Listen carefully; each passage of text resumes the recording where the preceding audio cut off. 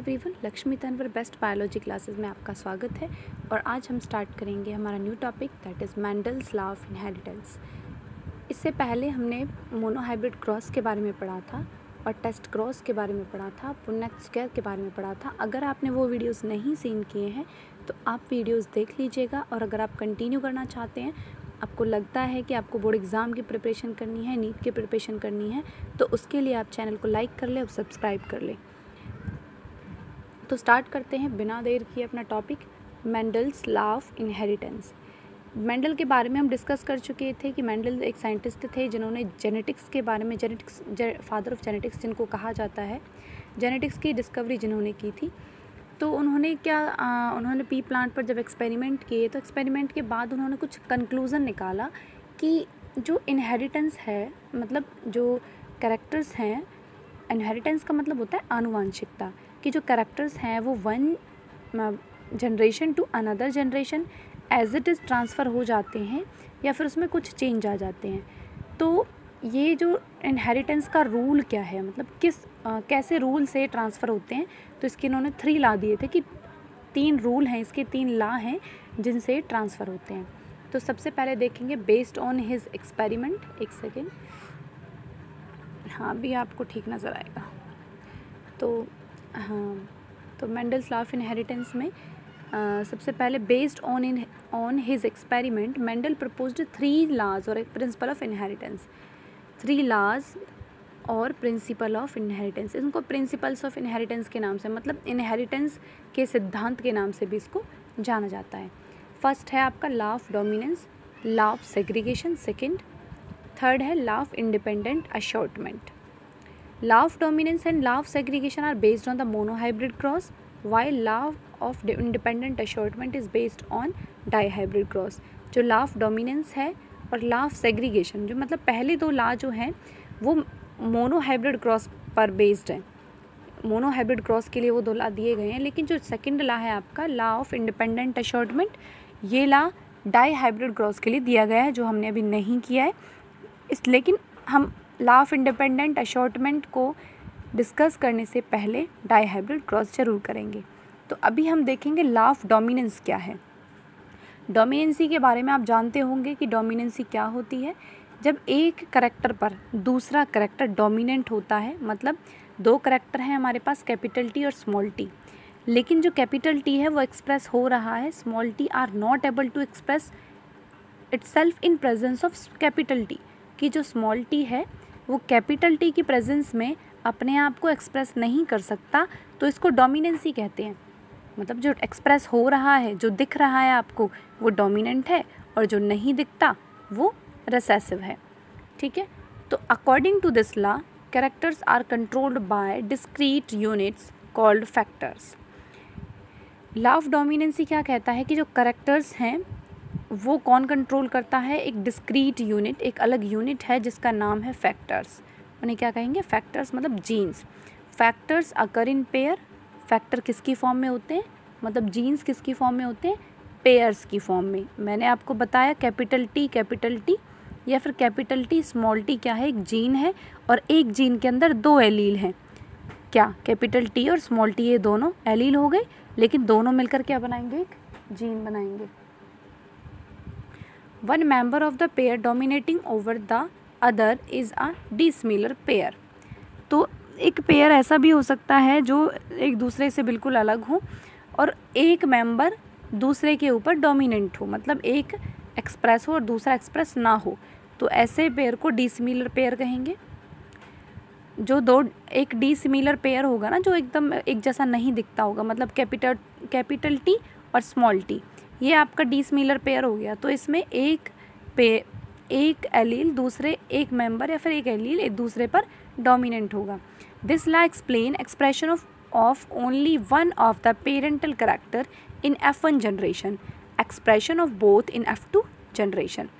वो कह रहा है कि ये लॉ एक्सप्लेन करता है expression only one of parental character in F1 generation, कि पेरेंट्स में से केवल एक ही character, only one of the parental character, parents का एक पेरेंट का करेक्टर ही F1 जनरेशन में अपीयर होगा और दोनों पेरेंट्स के करेक्टर्स F2 जनरेशन में अपीयर होंगे।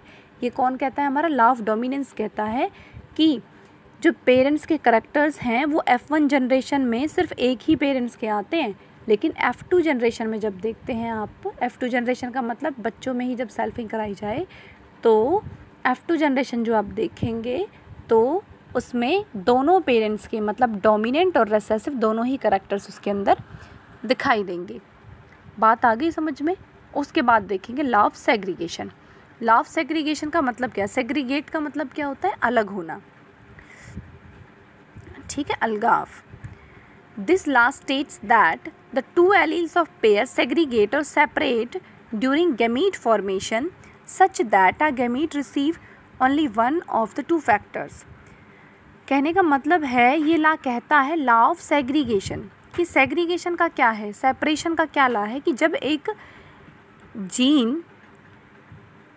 जीन एक गैमीट की फॉर्मेशन करता है, मतलब एक जब सेल से जब गैमीट की फॉर्मेशन होती है तो गैमीट में दोनों एलील्स में से सिर्फ एक एलील ही ट्रांसफ़र होता है गैमीट्स के अंदर। ये आप जब बात जानते हैं, क्या कह रहा है लॉ, कि two alleles of a pair, मतलब एक जीन के दो एलील हैं, कैपिटल T और स्मॉल t, ठीक है, लेकिन जब उस जीन को गैमीट में ट्रांसफ़र किया जाएगा तो उसमें से सिर्फ एक एलील ही ट्रांसफ़र होगा गैमीट में। तो ये कौन कहता है? Law of segregation. अगर आपको थोड़ी प्रॉब्लम हो रही है तो मैं आपको अभी ड्रॉ करके भी दिखा सकती हूँ। मैं ड्रॉ करती हूँ ज़रा। तो मैं क्या कह रही थी, मेरा कहना था कि मान लीजिए हमारे पास कैपिटल T और स्मॉल t, ये क्या है? एक जीन है। तो इस जीन के जब गैमीट्स बनेंगे, इस जीन के अगर हम गैमीट्स बनाते हैं तो क्या होगा? गैमीट्स बनाएंगे तो यहाँ पर कैपिटल T और स्मॉल t दो गैमीट्स बनेंगे, ठीक है। तो ये सेपरेट हो गए, सेग्रीगेट हो गए। तो वो यही कहना चाहता है कि जब गैमीट फॉर्मेशन होती है तो जीन से सिर्फ एक एलील ही ट्रांसफ़र होता है। मतलब देखो, टाइप्स ऑफ गैमीट्स को अलग अलग बनेंगे, लेकिन एक गैमीट के अंदर एक ही एलील होगा, ठीक है। ये बात है सारी। आ गया होगा समझ में मेरे हिसाब से तो। अच्छा, आगे देखिए, लॉ ऑफ सेग्रीगेशन ये कहता है। उसके बाद ये क्या कहता है? इन होमोजाइगस पेरेंट, जो होमोजाइगस पेरेंट होगा, होमोजाइगस का मतलब क्या है? या तो स्मॉल t हो या फिर कैपिटल T हो, तो ये होमोजाइगस पेरेंट हो गया। All gametes produce are similar while in heterozygous, मतलब सभी गैमीट, होमोजाइगस जो पेरेंट होगा उसके दोनों गैमीट्स कैसे होंगे या फिर सभी गैमीट्स कैसे होंगे? एक जैसे होंगे। भाई कैपिटल T और स्मॉल t एक ही टाइप के गैमीट्स बनाएंगे। भाई कैपिटल T है तो सिर्फ कैपिटल T ही उसका गैमीट बनेगा, यही टाइप होगा। अगर स्मॉल t है तो उसके गैमीट्स भी एक ही टाइप के होंगे, सारे कैसे होंगे? स्मॉल t होंगे। लेकिन अगर हेट्रोजाइगस पेरेंट्स की हम बात करें, while in heterozygous parent two kinds of gametes are produced, अगर टू काइंड्स के गैमीट प्रोड्यूस होते हैं इन इक्वल प्रोपोर्शन। हेट्रोजाइगस की अगर हम बात करें तो हेट्रोजाइगस का मतलब है कैपिटल T स्मॉल t। अगर जीन है तो इक्वल प्रोपोर्शन, मतलब दो टाइप के गैमीट्स प्रोड्यूस होंगे, एक तो होगा कैपिटल T की फॉर्म में और एक होगा स्मॉल t की फॉर्म में। बात आ गई होगी समझ में। अच्छा, लॉ ऑफ सेग्रीगेशन और लॉ ऑफ डोमिनेंस, सिंपल सी बात है। लॉ ऑफ डोमिनेंस में वो कहता है कि एक जीन दूसरे जीन के ऊपर डोमिनेंट होता है और जो करैक्टर्स हैं उनको कौन कैरी करता है? एक फैक्टर होता है जो करैक्टर को कैरी करता है, करैक्टर्स को कंट्रोल करता है, और फैक्टर को हम जीन कहते हैं। जीन के अंदर दो एलील होते हैं और जब दोनों एलील्स पेयर्ड फॉर्म में होते हैं और एक एलील दूसरे एलील पर डोमिनेंट होता है, जब एक एलील दूसरे एलील पर डोमिनेंट तब होता है जब हेट्रोजाइगस फॉर्म हो, मतलब कैपिटल T और स्मॉल t की फॉर्मेशन हो तब।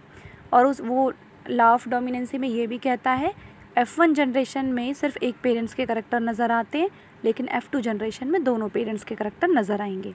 ये लॉ ऑफ डोमिनेंस था। लॉ ऑफ सेग्रीगेशन में मैंने आपको बताया कि ये लॉ बताता है कि 2 एलील्स जब सेपरेट होते हैं गैमीट्स फॉर्मेशन के लिए, तो गैमीट्स फॉर्मेशन के लिए सेपरेट होते हैं तो सिर्फ एक gametes receive only one of the 2 factors, मतलब दोनों फैक्टर्स में से, मतलब दोनों एलील्स में से गैमीट के अंदर सिर्फ एक ही एलील आता है। ये उसने कहा है कि जब एक जीन के गैमीट्स फॉर्मेशन होती है तो गैमीट्स में सिर्फ एक ही एलील ट्रांसफ़र होता है। दूसरा उसने बताया है कि अगर पेरेंट्स होमोजाइगस है तो सेम टाइप के गैमीट्स प्रोड्यूस करेगा, और हेट्रोजाइगस है तो डिफरेंट टाइप के गैमीट्स प्रोड्यूस करेगा। उसके बाद कहता है कि it has 2 parts, one incomplete dominance and second को डोमिनेंस। तो इनकम्प्लीट डोमिनेंस और को डोमिनेंस को हम नेक्स्ट वीडियो में करेंगे। तब तक आप यहाँ तक बिल्कुल बहुत अच्छे से कर लीजिए, पॉइंट्स आप याद कर लीजिए, और कुछ समझ में नहीं आया तो कमेंट बॉक्स में मुझे मैसेज कर दीजिएगा, मैं उसका आंसर करूँगी। और बाकी अगर वीडियो समझ में आया या फिर अच्छा लगा है तो लाइक भी कर दीजिए और प्लीज़ सब्सक्राइब भी कर लीजिए। अगर आप आगे वीडियोज़ रेगुलर लेना चाहते हैं तो चैनल को सब्सक्राइब करना ज़रूरी है। Thank you so much.